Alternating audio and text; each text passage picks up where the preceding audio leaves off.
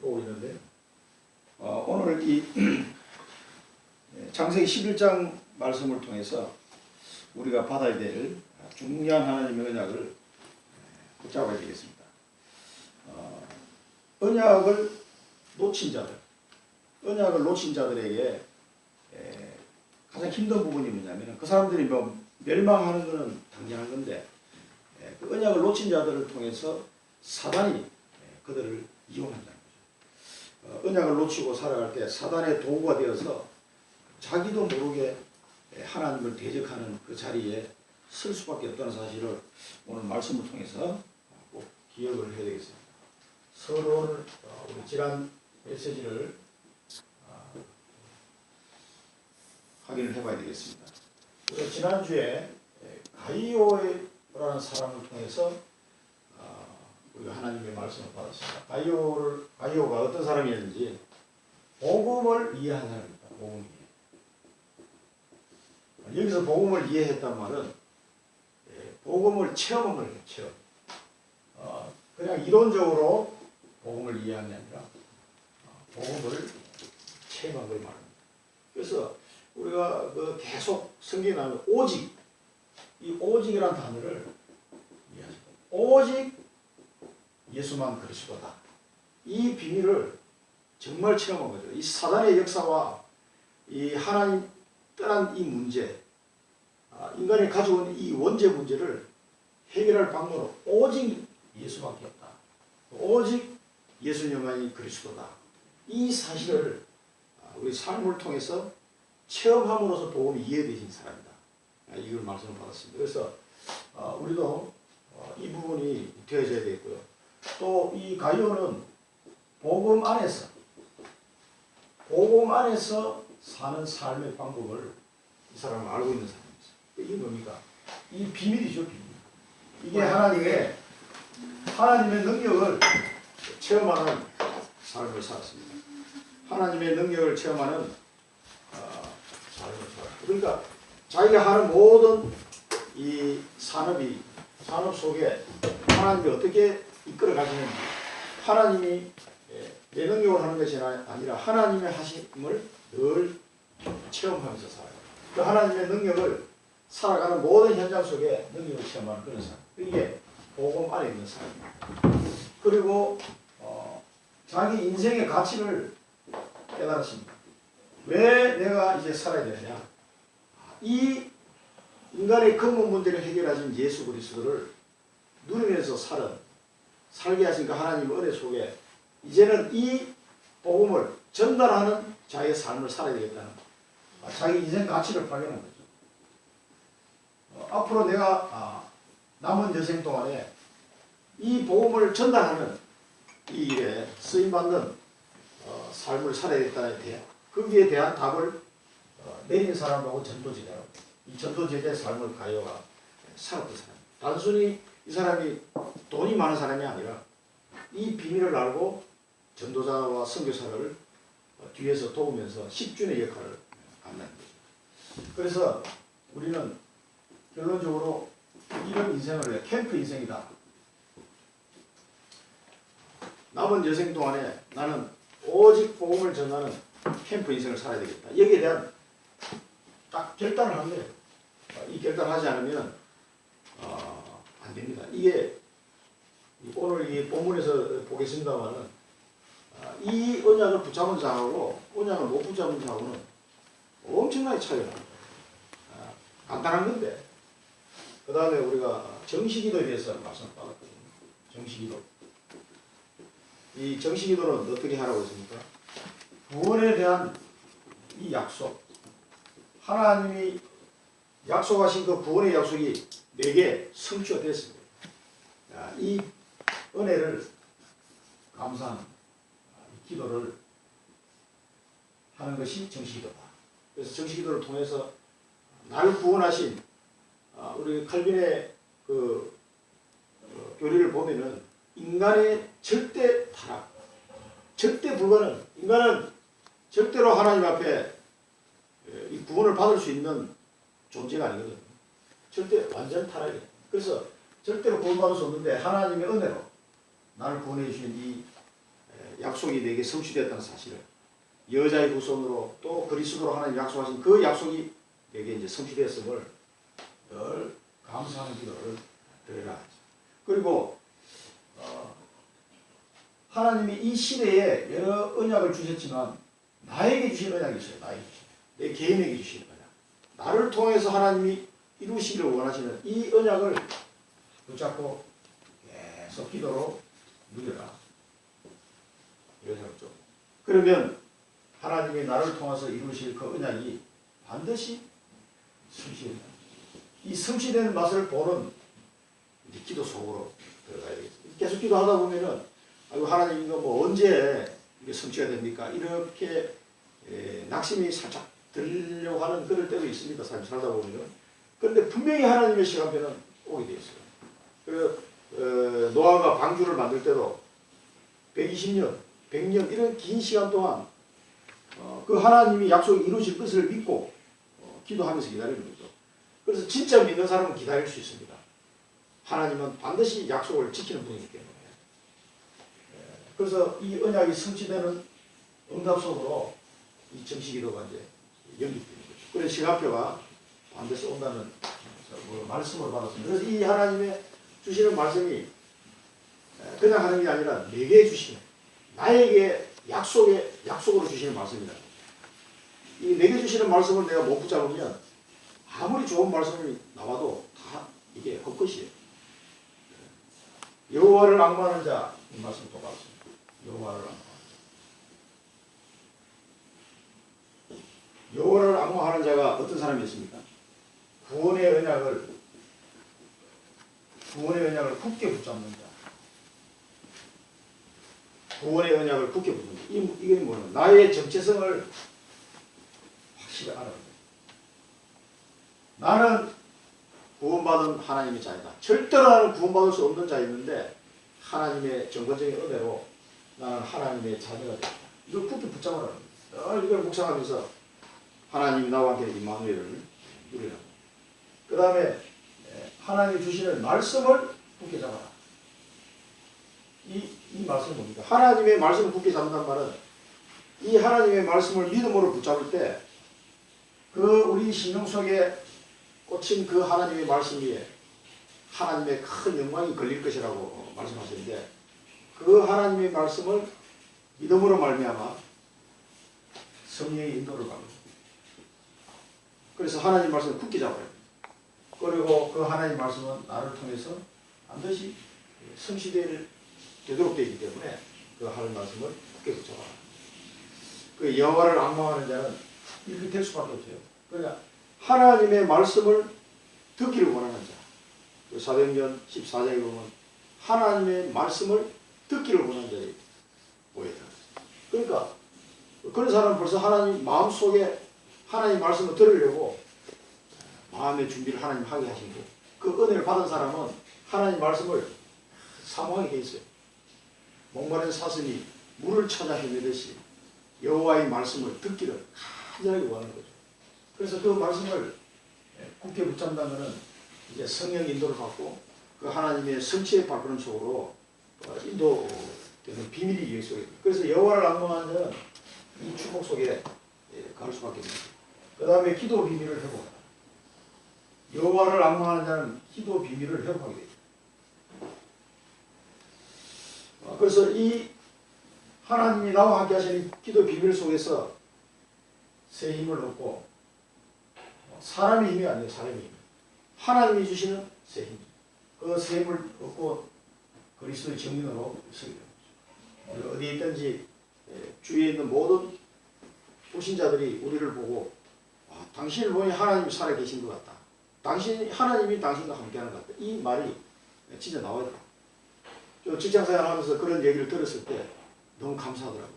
불신자가 박 부장을 보니까 하나님이 함께 하시는 것 같다. 그 내 능력이 아니라는 얘기죠. 그 사람이 볼 때도 저 사람의 능력이 아니라 하나님이 저 사람을 도와주고 있구나. 이걸 보게 되는 것이죠. 그래서 우리 이런 비밀 속에 들어가면은 그리스도의 전인이 될 수밖에 없어요. 그래서 지금 이제 그런 이 비밀을 증거할 사람들이 지금 몇 사람 나오는데 이 사람들에게도 이 비밀을 꼭 전달할 겁니다. 기도하면서 그런 일들이 자꾸 벌어지는 것 같아요. 하나님이 그렇게 하라고. 그 다음에 믿음의 그릇을 준비해라. 믿음의 그릇. 이 믿음의 그릇을 준비하라고 말씀하셨는데 이 성막시대. 성막시대 광야와 애국과 광야를 통해서 이스라엘 백성이 걸어갈 때 하나님이 도무지 아무것도 준비할 수 없는 그 열악한 환경 속에서 성막을 만들어라. 그래서 모든 민족들이 12지파가 편대를 나눠가지고 이 성막을 바라보면서 잠을 자도 성막을 바라보면서 잠이 깨면 성막이 보이도록 천막을 쳐서 성막 중심으로 광야 40년 걸어가게 되죠. 그래서 이 성막을 만들었을 때 그 믿음을 회복해라. 그 다음에 성전시대, 이 왕정시대죠.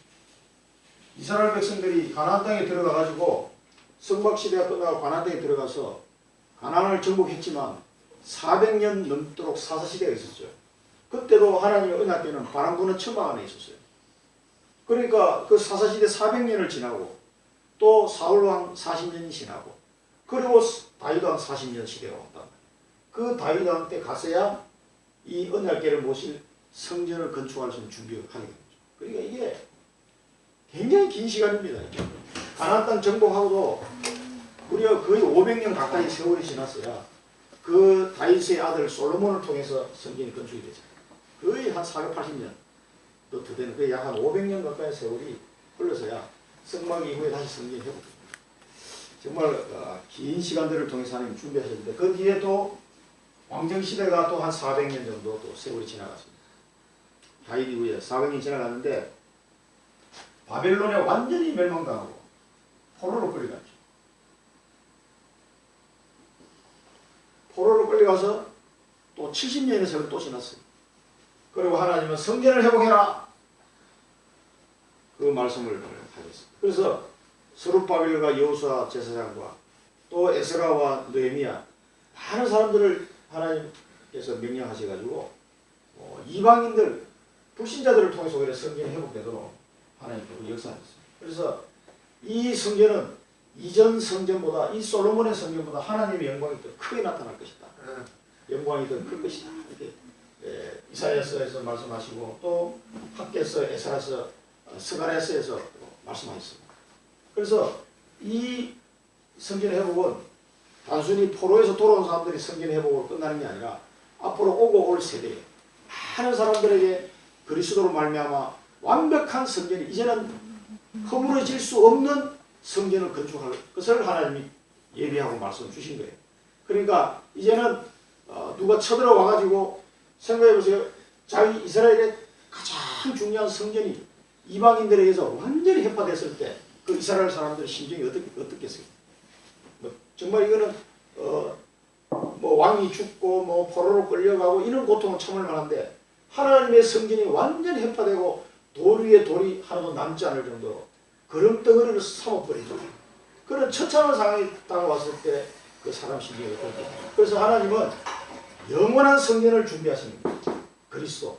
그 그리스도를 믿는 자를 성전으로 삼고 영원히 없어지지 않는 성전을 하나님 준비하시는데 하나님이 그 미래의 성전을 내다보시고 이전 성전 솔로몬 성전보다 더 큰 하나님의 영광이 나타날 것을 선지서에서 말씀 주셨어요. 그러니까 지금 우리를 향하여 앞으로 오고 올 세대, 이 포로 회복된 이후의 세대, 그리스도가 오시고 그 그리스도를 통하여 전 세계에 흩어져 있는 사람들에게 이 생명의 복음이 들어가서 너희가 성전인 것과 성령이 너희 안에 거하신 것을 알지 못하느냐 그렇게 말씀하셨어요.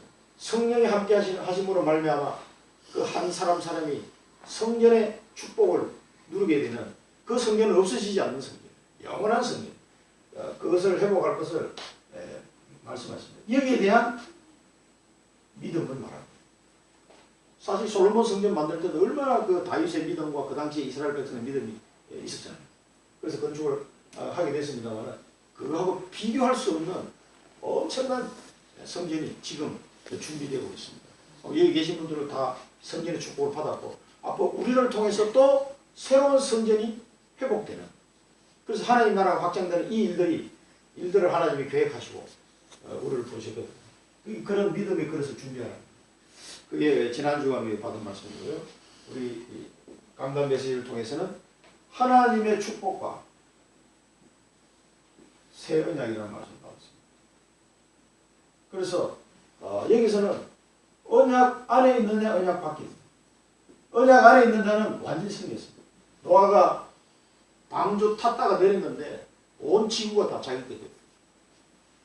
완전 승리. 그렇게 떠들고 노아가 이 하나님의 언약을 전달했을 때 무시하고 욕했던 사람들은 한 명도 살아남지 못합니다. 그래서 언약 밖에 있으면은 멸망입니다. 이것을 지난 주간에 우리가 말씀을 받았습니다. 그래서 너무나 간단한 건데 언약 안에 있으면 승리, 언약 밖에 있으면 멸망. 이걸 우리에게 보여주셨어요. 그래서 결론적으로는 이 언약을 전달해요. 이 언약 전달이 그렇게 중요하다는 사실을 지난 주간 말씀 통해 우리가 알게 됐습니다. 우리 후대들에게 전달해야 되겠고요. 또 우리 이 청주 지역에 사는 많은 사람들, 불신자들, 이 사람들에게 이 언약을 전달해야 되겠습니다.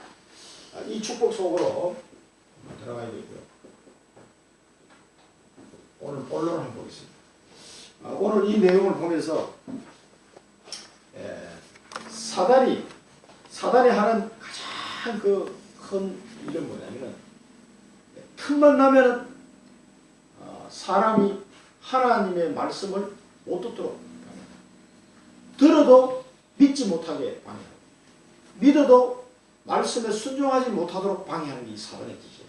그래서 사단은 인간은 하나님의 말씀하고 이게 떨어뜨려 놓으면 인간은 그냥 바로 죽을 수밖에 없기 때문에 완전 멸망 속으로 갈 수밖에 없기 때문에 사단은 계속해서 말씀을 못 듣도록 들어도 믿어지지 않도록 그렇게 하는 것이 사단의 작업입니다. 오늘 이 본문을 통해서도 우리가 그걸 알 수가 있는데요. 우리 사단에 대해서 한 번 더 점검을 해봐야 되겠습니다. 이 사단이라는 영적인 존재가 있어서 사단이 언제 출현했습니까? 이 사단은 원래는 천사였고 하나님을 찬양하는 천사였죠. 이 천사가 하나님을 대적함으로 말미암아 이 땅으로 쫓겨나게 됩니다. 원래는 하나님을 찬양하는 천사였고 그리고 하나님을 대적하다가 교만해져가지고 대적하다가 이 땅으로 쫓겨난 존재입니다. 그게 사단입니다. 사단과 사단을 추종하는 그런 천사들이 악한 영으로 바뀌어버렸죠. 그리고 에베소서 2장 2절에 보면은 에베소서 2장 2절에 보면 뭐가 나옵니까? 공중권세 잡은 자, 공중권세 잡은 자. 불순종의 아들들 가운데 역사하는 영. 그게 이제 이 사단과 또 사단을 따르는 이 귀신들, 악한 영들. 이 악한 영들이 인간의 창조되기 이전에 출현을 한 거죠. 그리고 이 사단은 어떤 활동을 했습니까? 이 사단은 어떻게든지 인간을 하나님의 그 언약의 말씀을 못 붙잡도록 하는 작업을 했죠. 그래서 아담과 하와에게 아담과 하와를 속였습니다. 이 선악과 언약을 놓치도록. 그래서 하와에게 조용히 와서 물어보죠. 그래서 하와가 흔들리는 거 보고 바로 거짓말합니다. 그래서 거짓의 압이다. 성경에 보면 그렇게 나옵니다. 그리고 예수님이 이 땅에 오셔서 공생애를 시작하실 때도 예수님도 속이려고 했어요. 예수님을 시험하신 장면이 마태복음 4장 1절 10절. 그러니까 계속해서 거짓과 속임수. 그래서 우리 하나님의 자녀는 속지만 안 합니다. 속지만. 계속 속입니다. 이 사단이 하는 짓이 이제 원래 속이고 거짓말하는 거기 때문에 거짓의 압이 원래 자기 것으로 거짓말하고 속이고 이런 활동을 했습니다. 그래서 창세기 4장에도 보면은 가인이 또 속아가지고 그 언약을 놓쳐버리고 그러니까 언약 놓친 자는 사단의 완전 밥이다 이렇게 생각합니다. 언약 놓친 자는 사단의 도구로 전락하게 됩니다. 지금도 마찬가지입니다. 지금도 사단은 하나님의 말씀, 이 약속의 말씀을 계속 놓치게 만들고 그것이 별로 중요하지 않는 것처럼 생각되도록 작업하는 일에 아주 집중하고 있어요.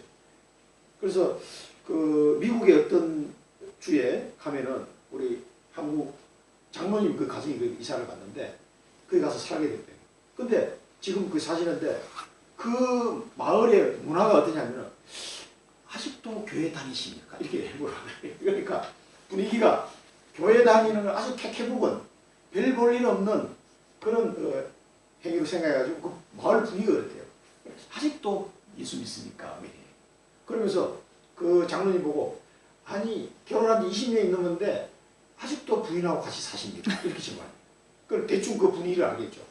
그러니까 이 장로님이 이사를 가가지고 야 뭐 이런 동네는 거기서 복음을 하고 있어요. 지금 그 미국에서.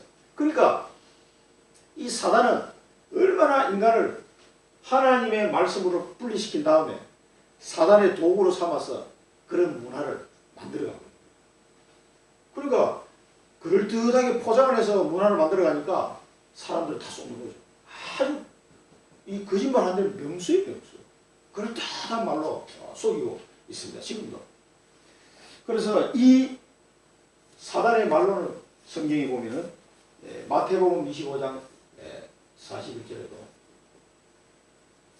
영원한 불이라고 했어요. 영원한 불. 불과 유황. 그러니까 유황 불못에 갇힐 거라고 성경은 말씀하고 있습니다. 계시록 14장 10절에서 11절 또 20장 10절에서 나오죠. 이게 한마디로 요약해보면 불과 유황, 유황불못이 유황불못 여기에 갇힐 것이라고 성경은 말하고 있습니다. 또 다른 부분에 보면 무저갱이라는 말도 나오죠. 거기에 이 사단은 갇히게 됩니다. 이 악한 영들을 가두기 위해서 만든 곳이 지옥이거든요. 여기에 지옥에 갇히게 될 존재입니다. 사단. 반드시. 그럼에도 불구하고 사단은 자기의 시간이 얼마 남지 않은 줄 알고 인간을 집중적으로 괴롭히고 속이고 있습니다. 그래서 하나님은 이 사단의 괴계를 막기 위해서 구약시대 때 피제사와 여자의 후손 이 언약을 주셨습니다. 창세기 3장 15절 잘 아시는 여자 후손 이 언약을. 그래서 구약시대 때는 앞으로 오실 메시아 여자의 후손으로 오실 메시아 그리스도를 믿고 피제사를 드린 거죠. 그래서 아벨과 그 제사를 하나님이 받았다. 아벨은 이걸 알고 피제사를 드린 거죠. 이 피제사에 숨겨져 있는 내용은 여자의 후손에 대한 믿음입니다. 믿음. 이거 외에는 사단이 두려워하지 않습니다. 이거 외에는 사단이 두려워하지 않고 공격하게 되어 있어요. 그래서 오직이라는 단어가 그래서 나올 수밖에 없어요. 오직 이 언약을 붙잡아야 돼요. 그래서 430년 동안 그 애굽에 역사했던 그 흑암 세력이 어린 양 피 바른 날, 그 이 비밀을 회복하고 이스라엘 백성이 어린 양 피 바른 날 완전히 해방되어 버립니다. 그러니까 오실 메시아, 그 아직 오시지도 않았는데 그 오실 메시아를 통해서 모든 흑암 세력은 무너집니다. 그래서 우리가 이 언약을 못 붙잡으면 계속 운명과 이 사단의 공격 속에 빠져서 살 수밖에 없죠. 신약시대 때는 하나님이 예수 그리스도다. 오직 예수만이 그리스도라는 이 비밀. 그래서 베드로에게 너희는 나를 누구라 하느냐. 주는 그리스도시요 살아계신 하나님의 아들이시니 이 한마디가 그렇게도 중요한 거예요. 이 한마디가 완전 사단의 권세를 완전히 무너뜨리는 여자의 후손에 와서 마귀의 머리를 뱀의 머리를 박살낼 것이다. 그 비밀이 그 한마디 속에 들어있는 거예요. 이 비밀을 아는 자와 모르는 자는 천지차예요. 천지차. 사실 별로 어려운 것도 아닌데 이 복음의 말씀을 듣지 못하고 믿지 못하는 자가 얼마나 많은지. 그래서 하나님은 예수 그리스도 이름으로 승리할 수 있도록 요한일서 3장 8절 하나님의 아들이 나타나신 것은 마귀의 일을 멸하기 위해서 오셨다. 오직 예수 그리스도 이름으로 하지 않고는 이 사단의 계획을 막을 수가 없어요. 그래서 이 본문에 보면은 뭐가 하냐면 언약 놓친 자.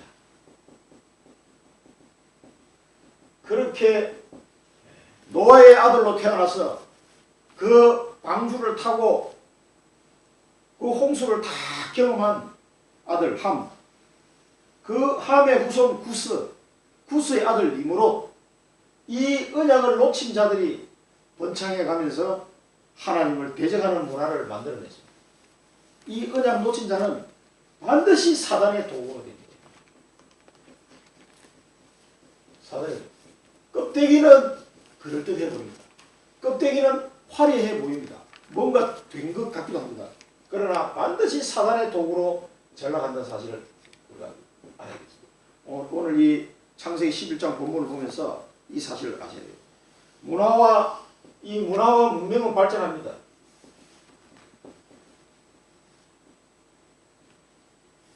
우리가 11장 3절에 보면은 언어도 하나고 여러 가지 건설을 하면 건설. 이 건설하는 게 그냥 되어진 게 아니거든요. 벽돌을 만들어 견고히 굽자하고 이에 벽돌로 돌을 대신하며 역청으로 진흙을 대신하고, 굉장히 건설 기술들이 막 발전하는 거죠. 그래서 이 창세기 10장에도 보면 여러 도시가 건설이 됩니다.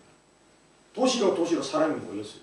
도시에 건설되고 거기에 탑을 만들기 시작합니다. 그러니까 언약을 놓친 자들의 문화와 문명이 발전을 하는 것 같지만 이게 이제 심각한 영적 문제가 오게 되는 거죠. 성읍을 만들고 탑을 만들고 하늘 꼭대기까지 만드는 탑을 만들려면 그 건축 기술이 얼마나 되겠습니까? 지금도 100층이 올라가려면 이 쉬운 게 아니거든요. 근데 이 옛날에 어마어마하게 높은 탑을 쌓으려면 그 건축 기술이 대단했다는 얘기예요. 이 성읍을 만들고 탑을 만들어서 건설했습니다. 그러면서 자기 이름을 낼 목적으로 만들었습니다. 그래서 이게 전부 다 뭐를 의미하냐? 인본주의 문화를 만듭니다. 전부 다 인본주의 문화입니다. 그럴듯해 보이고 화려해 보이지만은 하나님을 대적하는 문화고요. 하나님의 언약을 대적하는 문화입니다. 보면은 흩어짐을 면하자. 이 도시를 만들어 가지고요. 흩어짐을 면하자. 그러면 흩어짐을 면하는 것은 창세기 9장 1절에 뭐라고 말씀하십니까? 너희는 하나님이 노아와 그 아들들에게 복을 주시며 그들에게 이르시되 생육하고 번성하여 땅에 충만하라. 저 땅을 정복해 가야 되는 게 하나님의 언약이에요. 하나님의 말씀이에요. 그런데 안 흩어지려고 도시를 딱 모였어요. 왜? 자기들이 기술력이 좀 있으니까 도시를 건축해가지고 빌딩도 짓고 다 모여서 살고 흩어짐을 면하자. 그 말은 뭐 그럴듯해 보여요. 흩어짐을 면하자는데 뭐 굳이 이렇게 나쁜 말일 것 같지는 않아요. 그런데 그 속에는 뭐가 들어있습니까? 하나님의 말씀을 대적하는 숨이 있다. 창세기 9장 1절 말씀하고 정면으로 배치되는 말씀. 흩어져야 되는데 안 흩어지려고 하는 꼭 만든 게 성읍이고 도시 건설했다. 그러니까 하나님의 말씀을 대적하는 쪽으로 가면 인간이 이렇게 잘 살 수 있다면 다행인데 이 당시 이렇게 해가지고 잘 살 수가 없어요. 그래서 하나님은 땅을 정복하라고 축복하시는데도 불구하고 그랬죠. 그 다음에 또 탑을 만들어서 탑을 만들 하늘 꼭대기까지 닿을 수 있도록 만들자. 그 탑을 만들어서 말하면 이 무지개 언약을 또 잊어버려요. 홍수가 나도 이 하나님의 재앙을 면할 수 있도록 이 무지개 언약과 매치되는 단어. 창세기 9장 11절부터 13절. 이 하나님의 말씀과 정면으로 배치는 게 탑이에요. 그러니까 아니 뭐 탑을 만드는데 뭐 그리 나쁜 일이냐. 이게 뭐냐면 하나님의 영원한 대대로 영원한 언약이 될 것이다. 무지개를 통해서 물로 멸하지 않을 것이라고 하나님 분명히 약속해요. 그런데 그 약속에 배치되는 단어가 탑으로 만들어요. 그것도 하늘 꼭대기까지 만들어가지고 버티자. 그 인간적인 힘으로 버티자 입니다. 베드로 성당을 제가 가봤는데요. 그 어떤 분이 그 베드로 성당의 이 건축물에 대해서 쫙 조사를 하는 책을 낸 게 있어요. 제가 그 책을 내가 본 적이 있는데, 그리고 베드로 성당에 직접 또 가봤어요. 가봤는데 거기 어떤 조각상이라든가 이 문양이라든가 이런 게요. 완전히 적그리스도의 내용이에요. 그 베드로 성당 자체가. 완전히 이게 하나님을 대적하는 건물의 상징적인 건물이 베드로 성당입니다. 그 책을 보고 저는 깜짝 놀랐어요. 그 우리는 무심코 이렇게 온 건데 막 천사처럼 이렇게 조각도 해놓고 그 이 입구 쪽에 보면요. 그런 것들이 조각조각 하나하나가 그냥 얼핏 보면 화려하고 멋있어 보이는데 이렇게만 생각했는데 그게 아니에요. 나중에 그런 책들 한번 보세요. 그걸 갖다 하나 뜯어가지고 설명을 하는데 보니까 와 이렇게까지 건축했는데 이렇게까지 하나님을 대적하는 적그리스도로 상징하는 건물을 다 합니다. 그게 베드로 성당이에요. 그 로마입니다. 제가 가보니까 크기는 어마어마했거든. 엘리베이터 타고 올라가야 저 위에 올라가면 탑까지. 야 얼마나 크건지 뭐. 그리고 안에 들어가면은 큰 베드로 동상이 베드로 동상 발가락이 다 따를 정도로 하도 사람들이 만지고 뽀뽀하고 해가지고 발가락이 다 따르습니다. 그러니까 그런 게 전부 다 뭐냐면 그 얼핏 보면은 뭐 대단한 건축물이다라고 생각하지만 그게 전부 다 하나님을 대적하는 이 우상문화 속에서 나오는 이게 창세기 11장부터 출발된 겁니다. 지금 온 지구상에 뒤덮고 있는. 그래서 여기도 또 우리 이름을 내자. 뭐 우리 이름을 인간을 하나님께 영광 돌리는 하나님께 영광 돌리도록 만드는 존재인데 우리 이름을 내자. 저 인본주의 문화가 언약을 놓친 자를 통해서 인본주의 문화가 만들어집니다. 그 다음에 세 번째입니다. 세 번째 사단의 괴계를 차단한 하나님의 방법. 그래서 하나님은 인간이 이런 식으로 해서 멸망하는 것을 하나님이 원치 아니하시기 때문에 하나님은 언어를 혼잡하게 했습니다. 언어를 혼잡게 해가지고 전 땅, 전 지구 지면에 흩어졌다. 완전히 흩어지고 도시 건설을 중단하게 됩니다. 도시 건설을 중단하고 온 지면에 흩어졌습니다. 언어를 혼잡게 하고 도시 건설을 그러니까 자연이 중단되면서 전 지역으로 언어가 같은 사람이 쫙 흩어져 있어요. 그래서 우리나라 민족은 우랄 알타이아 계잖아요. 저 터키 지방 그쪽에서 해서 아제르바이잔이 중앙아시아로 해서 이 몽골을 해서 우리나라 일본까지 이게 우랄 알타이아계 거기는요 어순이 똑같아요. 어순. 그래서 그 나라만 터키나 아제르바이잔이나 몽골이나 이런 사람들은 한국말을 배우기 쉬워요. 어순이 똑같기 때문에 단어만 외우면은 대충 문장이 만들어집니다. 그러니까 그 언어가 비슷한 쪽으로 해서 종족끼리 모여서 쫙 흩어져 버린 거예요. 어쩔 수 없이 말이 안 통하니까. 그런데 지금은 AI가 발전해가지고 이제 언어가 통합시되고 옵니다. 이게 또 보통 일이 아니에요. 하나님이 이걸 흩어지잖아요. 이게 하나님의 방법이거든. 그런데 언어가 완전 혼잡된 게 다시 통합되다 만지면 어떤 현상이 발생합니다. 이 하나님의 방법하고 반대 방향이거든요.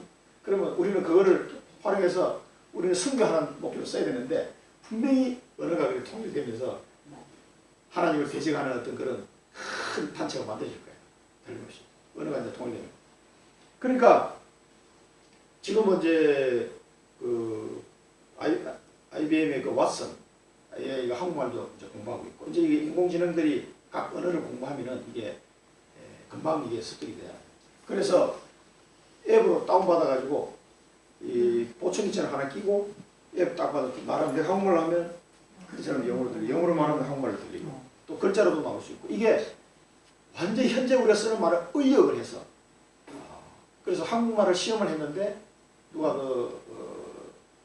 왓슨 그 AI의 왓슨을 시험해 보니까 정말 통역을 직역이 아니라 완전 우리가 생각하는 그 의미에 거의 가까운 의역을 다 했어요. 그게 벌써 이제 한국말도 상당 수준에 올라와가지고 곧 그게 아마 될 겁니다. 그러면은 영어 학원이라는 게 다 없어지겠죠. 공부는 하겠지만 그렇게 지금처럼 이렇게 열심히 안 할 거야. 외국어 학원. 그러니까 이제 스마트폰으로 들고 가면은 통역사 없이 바로 가서 이제 상담도 할 수 있고 뭐 어디든지 갈 수 있죠. 그러니까 이제 지금 현재 나와 있는 게 벌써 스페인어, 불어, 이탈리아, 영어 이거 4개가 지금 되는 게 나왔거든요. 그 회사 지금 돈을 많이 벌고 있어요. 주가가 막 올라가죠. 그러니까 딱 보청기 하나하고 앱 딱 깔아주는 거예요. 그러면은 이게 모바일 클라우드로 해가지고 바로바로 통역이 되니까. 그러면은 한국말로 동아시아 지역말도 곧 나온답니다. 그러니까 이제 한 5년 뒤에면은 일본어, 중국어, 한국어 다 된다는 거죠. 그러면 이게 엄청난 겁니다. 우리 랩런트들은 통역사가 필요 없는 선교 시대를 맞아야 돼요. 스마트폰만 들어가면 앱 딱 깔아가지고. 그러면 그 앱이 좀 비싸도 다 사겠죠. 뭐 한 $100 했나 살 것 같아. 그럼 어디든지 갈 수 있습니까? 그럼 또 가격도 내려가. 그러니까 이런 시대를 맞이하고 있다는 아주 우리가 심각하게 잘 봐야 됩니다. 그래서 그런데 이렇게 흩어진 자들이 문제는 뭐냐면 왜 하나님이 언어를 혼잡게 하고 도시 건설을 중단시키고 흩어졌는지를 이 이유를 모르고 흩어졌다는 게 문제예요. 이 이유를 알아야 되는데 이유를 모르고 흩어지기 때문에 어떤 현상이 일어납니까? 이유를 몰라. 그래서 전 세계 우상 문화가 쫙 깔려 있습니다. 우상 문화. 하나님을 모르는 우상 문화가 전 세계에 다 깔려 있고 온갖 건축물들이 전부 다 이게 우상 밭에서 다 만들어집니다. 청주에 와서도 청주에 제일 큰 우상이 어디 있습니까? 법주사. 법주사 거기 가면은 미륵불인가요? 거기 있잖아. 그게 옛날에는 금이 아니었어요. 청동으로 만들었다가 금으로 입혔잖아요. 청동으로 만들기 전에는 청동으로 싸기 전에 제가 중학교 때 거기 수학여행 가서 봤거든요. 그때는 이거 회칠로 돼요. 회칠로. 하얗게 회칠로 되어 있던 게 청주 이사서 보니까 청동으로 딱 바뀌어 있더라고. 이게 언제 청동으로. 그리고 얼마 전에도 금으로 입혔어. 금으로. 그래서 그 미륵불상 앞에 가니까 얼마나 큰지 이 계단 발이 한 정도 높이 되더라고. 사다리 놓고 올라가가지고 금딱지 붙이고 그 밑에 막 절하고 법주사가 어마어마하게 크잖아요. 그게 그런 우상 문화가 이 지역을 지금 사로잡고 있어요. 법주사. 그 다음에 여기 청주에서 음성으로 가다 보면은 지상보살. 이거 됐어요. 그것도 막 금이 번쩍번쩍 하더만. 국도에 36번 국도에서 보면 보여요. 저기 안에 들어있는데도 얼마나 큰지 딱 지상보살.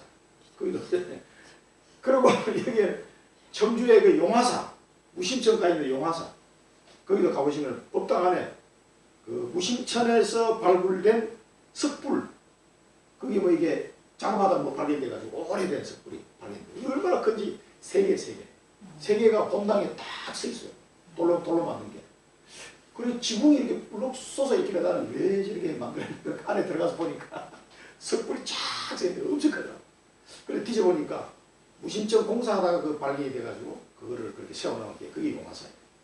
그래 그걸 놓고 계속 흐동끄는 기도를 제가 했거든. 10몇 년 전에.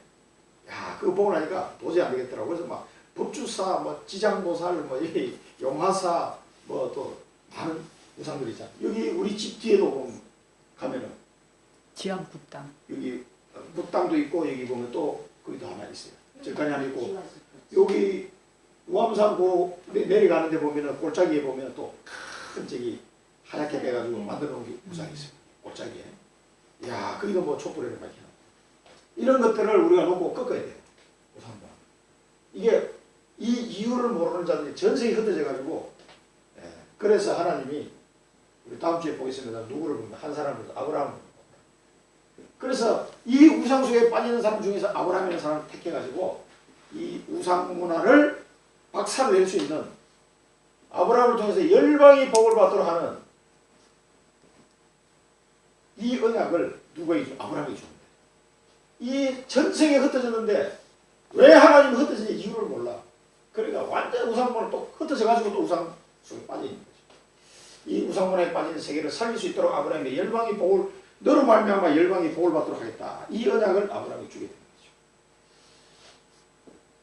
거죠. 결론입니다.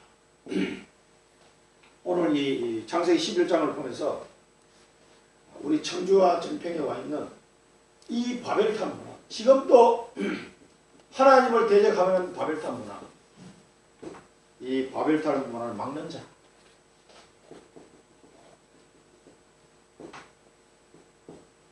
이 청주와 전평에 있는 바벨탑 문화를 막는 자가 되어야 되겠다. 그 다음에 재앙을 부르는 이 우상 문화, 이 사람들 모르고 지금 하고 있거든요. 이 막는 줄 모르고 이 우상 문화를 막는 자, 우리 기도해야 되겠습니다. 그리고 이 청주 전평 지역에 복음 문화를 세우는 자, 세우는 자로 우리를 부르셨다는 사실을 아시고요. 그래서 문화전쟁, 영적전쟁, 이 바벨탑 문화, 우상 문화를 막으려면 영적 전쟁을 해야 됩니다.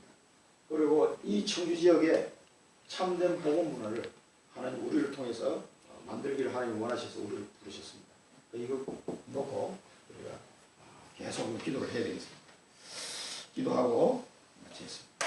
살아계신 하나님 아버지, 저희들을 사랑하셔서 우상 숭배가 무엇인지, 하나님의 언약의 말씀이 무엇인지 전혀 알지 못하고 저주와 재앙 속에 죽어가고 있는 이 청주 현장을 하나님 살리기 위해서 저희들을 택하시고 부르신 줄 믿습니다.